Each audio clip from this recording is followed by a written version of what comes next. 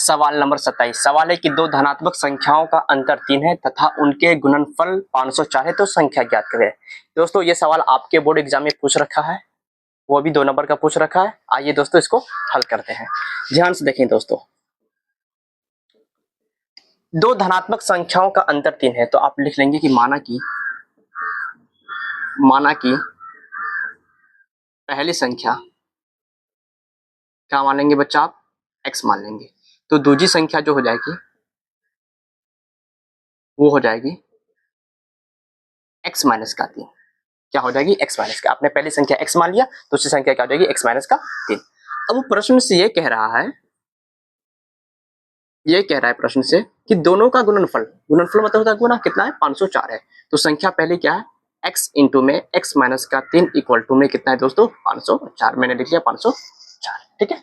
अब क्या करेंगे, इसका गुना करेंगे तो x स्क्वायर हो जाएगा, माइनस में कितना हो जाएगा 3x बराबर में 504।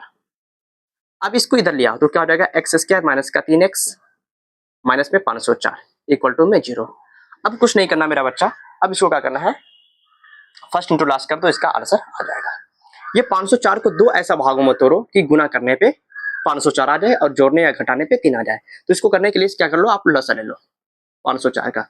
जैसे लसा लेंगे तो 2 मरतबे जाएगा तो हो जाएगा 25 2 252, 2 मरतबे 1 26 126, 2 मरतबे 6 3 63, 3 मरतबे 21, 2 मरतबे 3 मरतबे 7 7 मरतबे 1।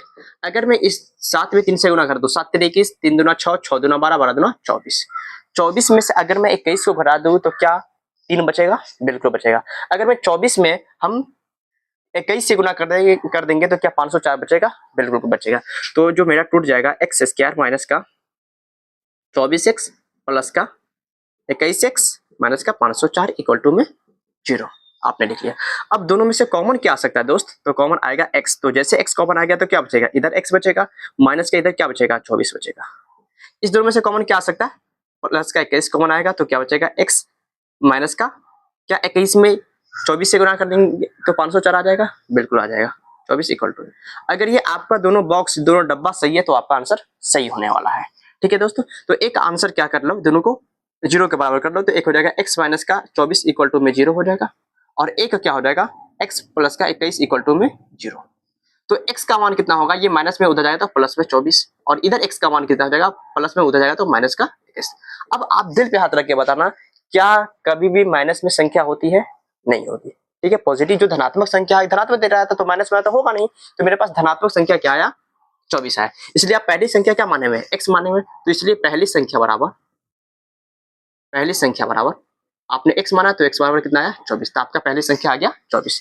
जो दूसरी संख्या हो जाएगी दूसरी संख्या आपकी ने क्या माना है तो x माइनस का 3, तो x का मान आपने क्या निकाला 24 निकालना, माइनस का 3 अगर घटा दिया जाए तो मेरे पास क्या हो जाएगा बच्चा, तो सिंपल सी बात है आप हो जाएगा 21, ये आपका आंसर आएगा।